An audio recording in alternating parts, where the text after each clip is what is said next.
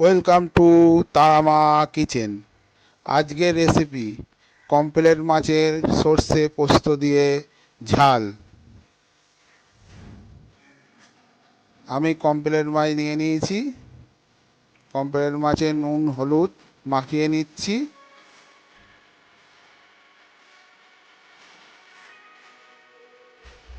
নুন হলুদ মাখানো হয়ে গেছে। মাছগুলো এবার কড়ায় তেল দিয়ে ভেজে নিচ্ছি এক এক করে। হালকা লাল লাল করে ভাজছি। মাছগুলো ভাজা হয়ে গেছে। কড়ায় কালো জিরে দিয়ে জল ঢেলে দিচ্ছি।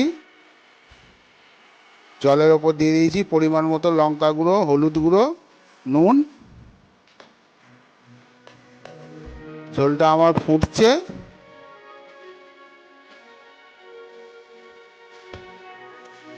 এর ওপর মাছগুলো দিয়ে দিচ্ছি। ভাজা মাছগুলো দিয়ে দিয়েছি।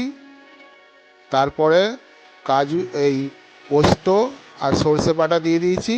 4টে কাঁচা লঙ্কা চেরা দিয়ে আর অল্প কাঁচা সর্ষের তেল দিয়ে ভালো করে ফুটাচ্ছি। দেখুন ঝালটা আমার খুব সুন্দর হয়েছে। রেসিপিটা যদি আপনাদের ভালো লেগে থাকে চ্যানেলটাকে অবশ্যই সাবস্ক্রাইব করে আমাদের পাশে থাকবেন।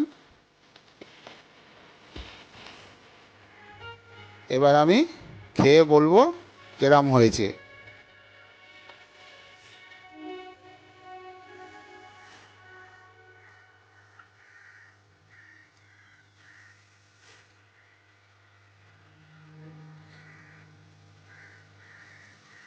সর্ষে পোস্ত দিয়ে কমপ্লেট মাছের ঝাল খুব সুন্দর হয়েছে।